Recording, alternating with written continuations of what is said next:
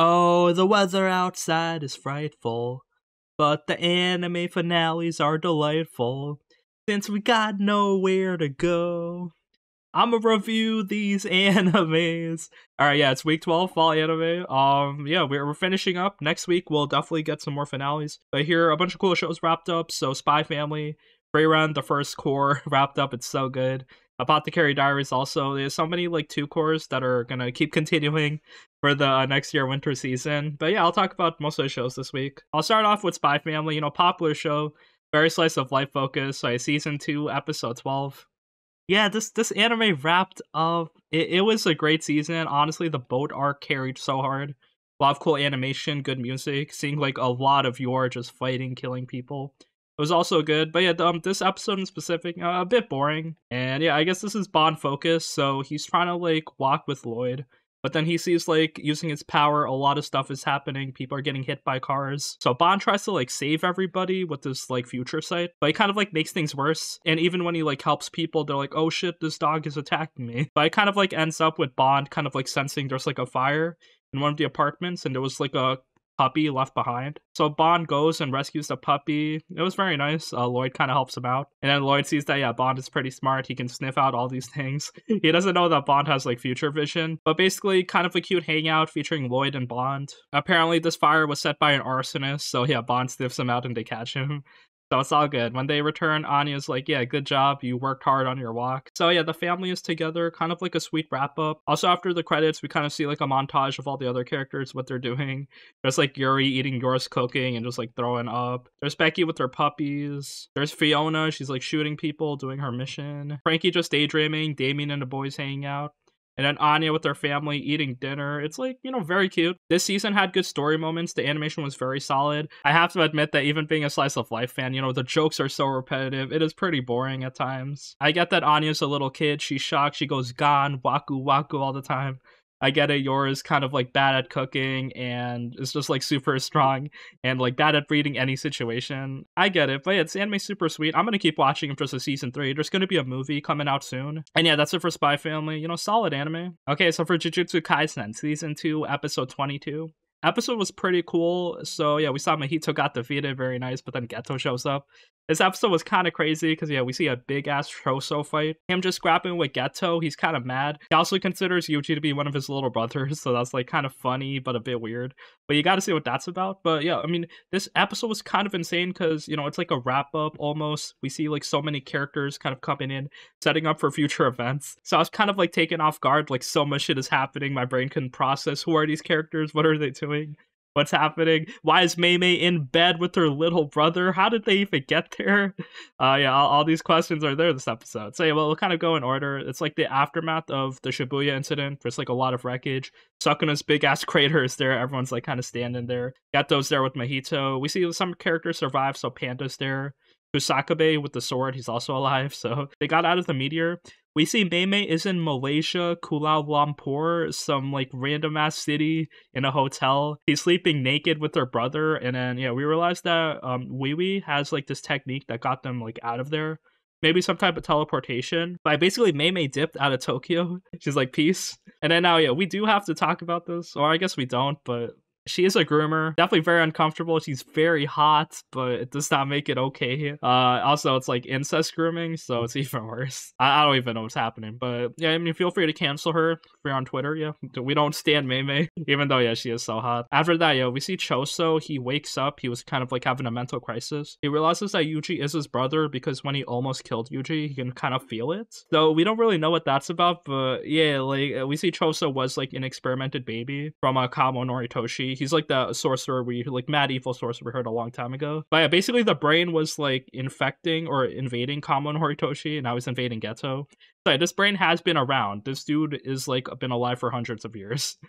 So yeah, that's interesting. Anyway, he's fighting Yuji now in the big Sukuna crater. He has a lot of like cursed spirits that are just attacking, so Yuji kind of has no chance. He has like this sandworm spirit that makes Yuji pretend that he's falling and then trips. He has all these like centipede insect spirits that are just kind of ripping Yuji apart. And then Geto kind of takes Mahito and then kind of like compresses him into a ball. and then he swallows him. So now he controls Mahito's power, but he realizes that if he uses Uzumaki on special grade spirits, he has the ability to extract their technique. That's kind of interesting. But yeah, before he does that, he swallows the Mahito ball. All the Kyoto students come in. So we see Mai, Momo, Kamo, and Miwa. Momo just flying on her broom, Mai with the sniper rifle, Kamo's shooting blood arrows. The brain keeps dodging, so can't really affect him. And then Miwa comes in. She tries to swing her sword. This dude grabs it and just snaps it. And he actually like unleashes Uzumaki on Miwa. I'm like, bro, ain't that a bit excessive? So yeah, he uses the Mahito Uzumaki that he just like extracted, fires it at Miwa. Kusakabe comes in and counters it. So his new shadow style is like nothing to fuck around with. He can parry big attacks. But basically Geto has Mahito's power right now. It's kind of insane. And then yeah, I guess new final boss coming in. It's not Sukuna anymore, it's this guy. So everyone tries fighting him, but then there's like this ice girl coming in, Urame. So yeah, he or she, they, them, is now attacking. So yeah, we get these two kind of like upper level bosses here. No one is really prepared for them. All these students can't really fight them. But yeah, Choso comes in. So he wants to defend Yuji, he wants to defend his little brother. So this is a good showing by Choso. He kind of got an extended fight scene, just like parrying Urame, shooting his blood arrow, and just like flying through the air with his blood, kind of like rising up a pillar. I didn't know my boy could do this.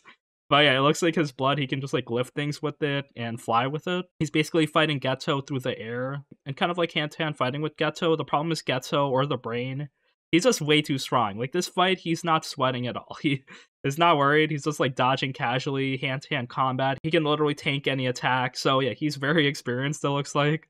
It looks like we're not beating this guy anytime soon. And then everyone gets encased into ice as well while, like, you know, this fight goes on. So yeah, it was kind of like a funny fight because, yeah, they're all fighting through the air, but then all the students are, like, in the ground just, like, looking.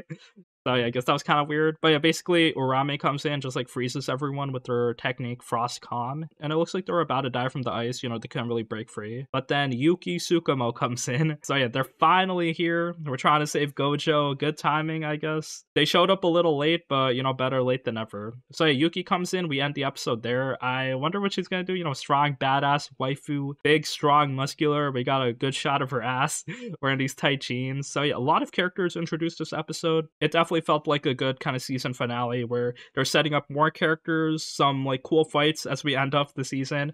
One more episode left, so there's definitely gonna be an epilogue seeing like the aftermath of the Shibuya incident. It looks like Yuji is gonna like be executed because, you know, he did kill all these people. He couldn't control Sukuna. Yeah, a lot of tragic shit so far in the season. Gojo is still in prison, so we gotta worry about that. And this brain dude seems to be very strong, one of the final villains coming through in the future. Alright, so for the Eminence and Shadow Season 2, Episode 12, funny episode, very crazy finale where it wrapped up with Shadow kind of traversing the multiverse and going back to his own world. So he got isekai back to his original world, which is kind of crazy. We got a lot of like lore drops. I was kind of expecting something like this to happen because like the old world we saw in like episode 1 of season 1 was somewhat fleshed out. We got these backstories of these characters, like the main girl who got stalked when she was younger. So yeah, I mean, the fact that they're back here is like kind of funny. Great way to end off the season. But yeah, I love this season a lot. Very funny. I like the way the story progressed. I thought season 1 was a bit too repetitive, kind of uninteresting. Like it's like, okay, we get it, Shadow.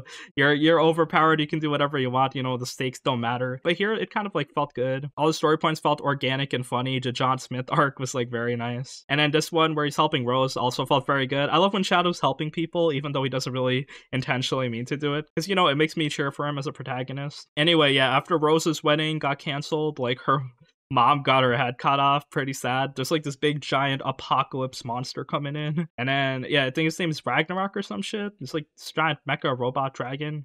Shadow kind of like ties him up and beats him pretty easily. All the other girls of Shadow Garden kind of beat up this other like dude from the round. He has Dio's voice actor. I forgot his name, but yeah, who cares? This fight doesn't really matter, you know, Shadow being overpowered. I think the main thing is that this dude tells us about like the multiverse where there's like a lot of different dimensions. Each of them have very different types of environments or like stuff in them.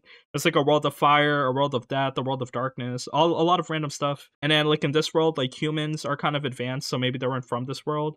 But basically when worlds collide, stuff just like mixes together. So maybe that's how magic got introduced to this world, etc. So yeah, that was interesting. But yeah, this dude kind of like eats the Ragnarok body, becomes like his own Ragnarok. Shadow kind of like launches him into space, which is kind of crazy. And then he does his I am atomic cool move, this big ass atomic beam through the atmosphere, and then yeah, blows him up. Kind of crazy. But in the meantime, as Shadow defeated the villain, he kind of made a wormhole. And now Shadow just flies in through here and gets teleported back to planet Earth, his own world. It's kind of crazy. So I think like we see Nishinoya now. She's like the main black-haired girl we saw from Earth. They kind of call her the Great Savior, and it looks like Earth kind of has magical powers as well. Like something happened in a multiverse, and now there's like cyberpunk robots, there's like monsters, laser swords. So yeah, a lot of like stuff has happened. So it looks like students are trying to survive in this like new Earth. And then yeah, Shadow comes in to save Nishinoya because she gets kidnapped. It's kind of like a copy of what happened in the first episode. So yeah, stylish bandit slayer is here. And I guess it's kind of funny. Now Shadow, he kind of became the Eminence in Shadow. He's back to his own world. So I guess it goes full circle. His mission has been accomplished. He can withstand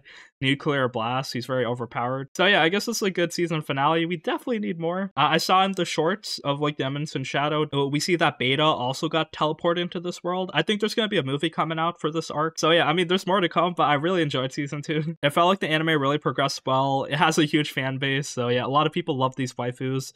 Love the kind of like funny parody style of Shadow not taking this world seriously, just like role playing. So yeah, all of this is pretty funny. All right, so for the 100 Girlfriends That Really Love You, episode 12, this is the finale. What a funny anime. I loved it so much. I had high expectations. They delivered so well. The parody style was nice. All these girls we didn't quite have 100, but we had 6.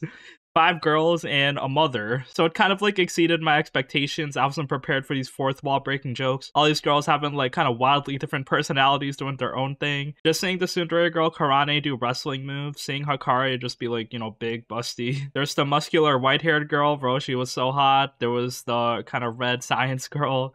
And then there's Shizuka, the little girl who speaks with her phone. I thought she was like the most annoying. I feel bad, but yeah, just like I couldn't take the talking on the phone seriously. It was felt a bit too painful. But I mean, it's not really supposed to be serious. Anyway, this last episode, they kind of finish off all the girls kind of like wrapping things up. Them all being happy. The mom kind of accepting the relationship. The mom actually invites Rentaro up to her room. So we thought they were like gonna have sex or something. But no, classic fake out. They kind of wanted to make Rentaro dress up as a girl, become cute. And then yeah, that's it for this episode. You know, we get a preview for more girls that'll probably join the harem, more soulmates. Most of them seem to be part of his school, so I guess it's pretty easy to like kind of set eyes with a lot of girls there. But besides that, this is definitely my favorite romance show this season. Just didn't take itself seriously, had really funny jokes, the concept did not get old at all. And then yeah, there were like a lot of crazy situations. Some of them were hit or miss. We also see that Hakari's dad, the dude that died early, he was actually watching over the mom and the daughter. So now that Rentaro is kind of dating both of them, he's kind of like testing Rentaro, and Rentaro's like, oh shit, it's a ghost.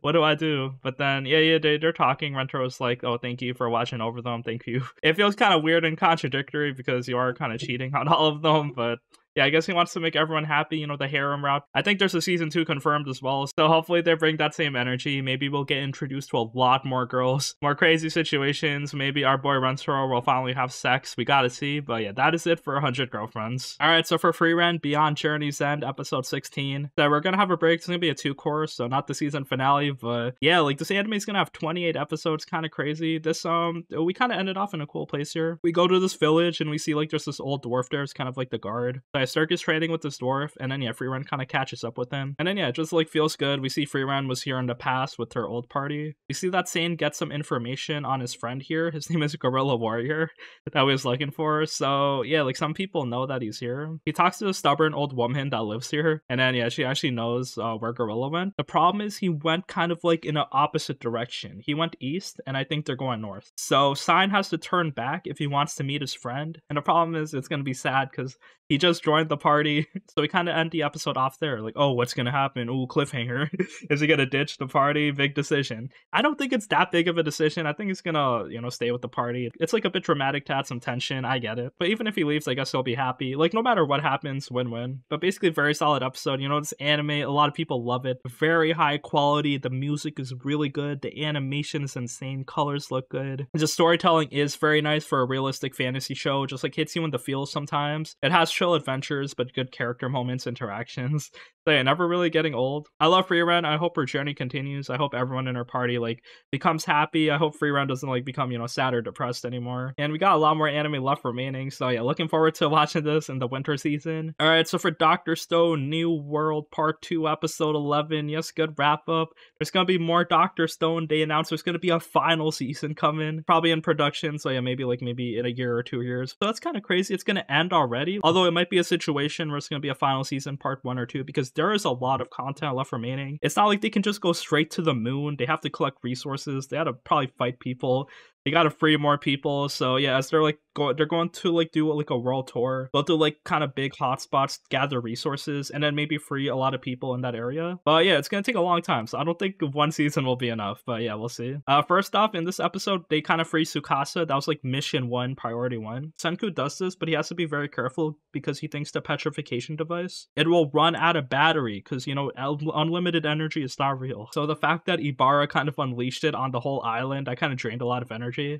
So yeah, they kind of like press the device really close to Tsukasa, so it kind of like works one last time and then frees him. So yeah, that's cool. You know, he's big, strong, he loves Senku, and he's part of the team. He's like, if you go to the moon, you know, trust me, I got you, I can fight people. When he's here, you know, the party doesn't have to worry, he's a good guy. He feels kind of bad, he doesn't think he belongs in the Science Kingdom because he killed all those statues. But, you know, he did have a change of heart, Senku doesn't care about all the crimes and shit, so yeah, it's all good. And yeah, basically their plan is everyone's kind of hanging out together, go around the world, go to like, you know, important hotspots. I guess their first stop is America to get some resources and, you know, free some people. So yeah, that's cool. The anime continues, you know, the squad, everyone's like on their boat, so yeah, I guess their like whole adventure continues here. They have to go to the moon, so yeah, I mean, pretty solid storytelling. Like, this anime, it does have like very good cliffhangers each episode, which makes it very interesting. The comedy is pretty on point. It does get a bit repetitive. Sometimes the stakes are a bit too high, but then the squad like overcomes them anyway through like impossible circumstances. So yeah, a lot of like ridiculous stuff in this anime. But overall, you know, really like it, really having fun. Never really bored of it, and yeah, they're just like dropping so many episodes every year. So yeah, we'll see more Dr.Stone in the future. Okay, so for the Rising of Shield Hero, Season 3, Episode 12. Yes, this is the finale. Season 3 wrapped up. It was definitely a step up from Season 2, which was turbo-ass. Very low quality, story was very boring. Here, there was actually very good animation. Love the music, the soundtrack, you know, Kevin Pekin worked on it. I think the problem that I have with this anime in general is that the story is unwatchable. Yes, it's so bad, generic fantasy. The slave plotline is so painful. Stuff happens for no reason. This last episode, just like random shit happened. Like, stuff could have been explained better, but this anime is so unwatchable because the story is so bad. Which is very sad because the first 5 episodes, I know like everyone loved it. Raftalia wanted to protect her. And then yeah, it just like devolves into generic fantasy. All these lollies coming through for no reason. Everyone being so stupid. All the other heroes are useless. But I mean, I like the season where we're trying to like redeem everybody. I'm probably Melty or Bitch. She doesn't have her slave crest anymore. But yeah, let me talk about the problems I did have with the season, because I did have a lot of them. First of all, yeah, I didn't like the story at all. Second of all, yeah, Naofumi's village, they're just attacking it like out of nowhere each time. It was so funny. Even the one time Naofumi left, just like all these slavers came through for no reason. They didn't even kill them, so it was just like so weird. Why was Naofumi's plan to buy back all the slaves by like making money through an underground fight club? Like, that just felt kind of weird. He's going through with the laws of the world. Actually stopping and reforming slavery is going to take a lot of work. It can't be done in 1 season. I get it, okay. Also, yeah, at the end of this episode, fucking Raftalia's parents were like nobles from a different like kingdom. And then now that Raftalia wore this like kind of like shrine maiden dress, she kind of announced herself to be like the new leader. And now she's getting attacked by all these kind of like ninjas. It was so random. Like, bro, I'm throwing up. The story is so bad. I'm sick. But anyway, you know, the animation was very solid. It impressed me a lot. I love the opening, love the music in Shield Hero. Also, I liked how we redeemed most of the other heroes. They're also kind of weird and edgy, but you know, we did get their backstories. There was a reason they all felt like really superior and unable to follow orders. Because yeah, they're like edgy teenagers with their own problems in the normal world. So when they got isekai'd, it was just like their fantasy sandbox playground. But now for me, he really wants to protect all these people. They do need all their help to fight the waves. I think just like this Phoenix wave coming in. We also see that there's like a lot more heroes. Like there's like a staff hero as well. So, you know, for a season 3 finale, it wasn't really terrible. This anime did have good quality and animation. Story is just like really bad, so I'm not sure if I'll watch a season 4 if it comes out. But yeah, I don't really recommend this anime in general. If you do like fantasy shows, you know, maybe watch it. But if you really want a good story, yeah, Shield Hero is not it. Okay, so for Tearmoon Empire episode 12. This is the finale. I really love this time travel anime, just like kind of like a fantasy style, similar to like the Doom Flags animes, where it's like blonde girls trying to survive, not die, not get the bad end, not get the guillotine. But it was just like very funny. Everything works out for Mia ever since like episode 1 or 2, when she's like starting her new life. She's just kind of stumbling her way onto victory. Everyone kind of like sees her as perfect, the wisdom of the empire. They kind of think she has like some 5-head play, but she's just, you know, playing it by ear, just like being lucky. A lot of misunderstandings, but I really love seeing Mia's journey. It was just just so funny. This anime, I love the story so much. Although this like final arc with Prince Abel and then like his whole kingdom like backstabbing, it dragged on a bit. It was a bit uninteresting sometimes, but I mean it ended up very well where Mia kind of saved everyone. We saw that the other prince Sion, he was actually his kingdom, like his people. It kind of caused this like underground conspiracy to like overthrow the other kingdoms. So yeah, Sion kind of feels bad. Abel forgives him, but Mia's like, bro, you need to get punished for this. So it's funny. Sion is like, oh yeah, this kick didn't hurt that much. So maybe she wanted to send me a message that, no matter my position, I will always hold the weight of this. I'll always hold the weight of this revolution on my back. So no punishment will be enough to forgive me. So that was funny. Mia, we see that she also doesn't believe in the death penalty for all these traitors because if they die by the guillotine, maybe they go back in time and redo stuff and then ruin her life. And yeah, we see Mia, like, she wants her goal to, like, have everyone or her friends, every kingdom to live happily. No one needs to die. No one needs to be executed. We just gotta solve all these problems and then, run the kingdom. We see Mia gets captured by one of the revolutionists, but then she kind of trips on this horse shampoo and it kicks him in the nuts. That was pretty funny. It's like Mia defeating the final boss. No one needs to protect her. She can do it herself. I just love seeing her succeed randomly. This anime was really fun to watch. So yeah, if you need like a comedy show about like time travel, going back in time, this is definitely one to watch. All right, so for the Apothecary Diaries episode 12, this is a very funny episode because of the miscommunication. So yeah, what happened was basically a lot of people got fired from the rear palace, including Maomao, because since Otto's lady in waiting got caught into this big controversy, she got excommunicated, killed, corporal punishment, her family got disowned, and basically everyone that ever worked or traded with them is getting fired from the rear palace. So basically the family that kidnapped Maomao and sold her off, yeah, now Maomao is under the list of people getting fired, so like kind of like 80 plus people are getting fired. Very funny, Jinshi wants to protect her, but he also doesn't want to force her to stay here. Because if she gets fired, then, she can go back home, be free. So it's funny because Maomao actually doesn't want to get fired because if she goes back, she has to work at the brothel, at the pleasure district, and she has to kind of like work off her debt.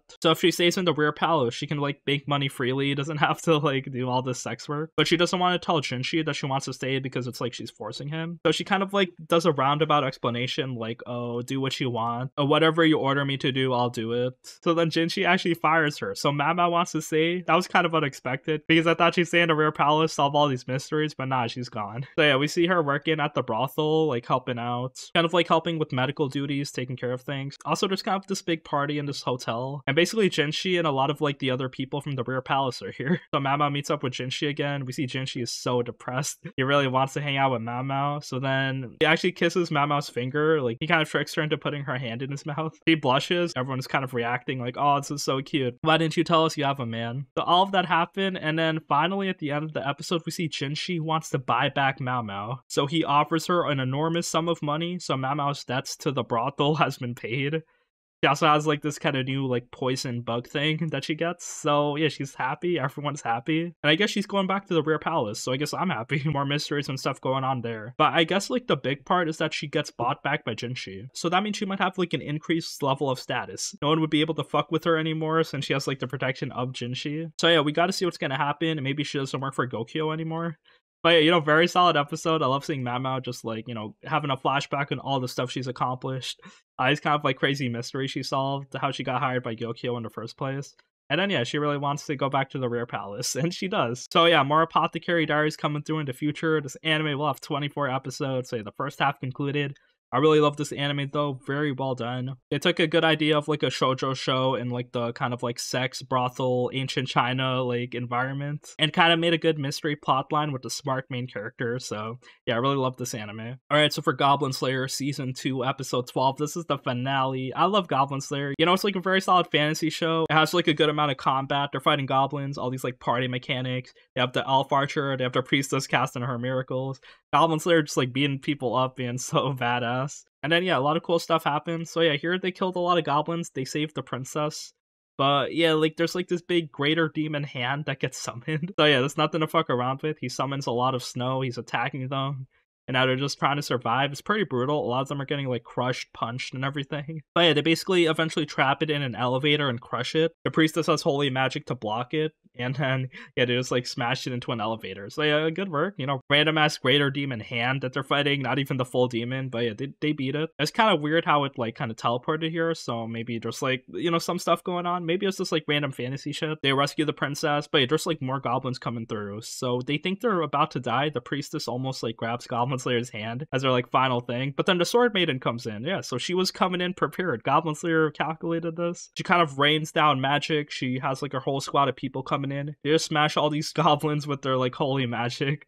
It was so sick. And then they solved this like conspiracy with them kind of targeting the princess. So, you know, job well done. Anime finishes up. So yeah, you know, Goblin Slayer, he has like this whole harem of girls. I don't know who he's gonna pick, but it seems like the farm girl is the winner so far in the season, which is very sad for the other girls, but you know, maybe they'll move on. But yeah, I love seeing the priestess get stronger. It's kind of funny because she learns one extra miracle, but I guess she's like a bit braver now, trying to like lead people. So yeah, the anime finishes up. Nothing too crazy happened in the season 2, but you know, it's just like an enjoyable watch in general. The combat and story are pretty decent. I don't really have that many complaints. I think some people thought it was like a bit too censored. Like they maybe cut out a lot of stuff from the manga and light novels. Like I know the story is kind of like different from the manga. It's like in a different order. But overall, yeah, I definitely did like it. Alright, so for Undead Unluck episode 12.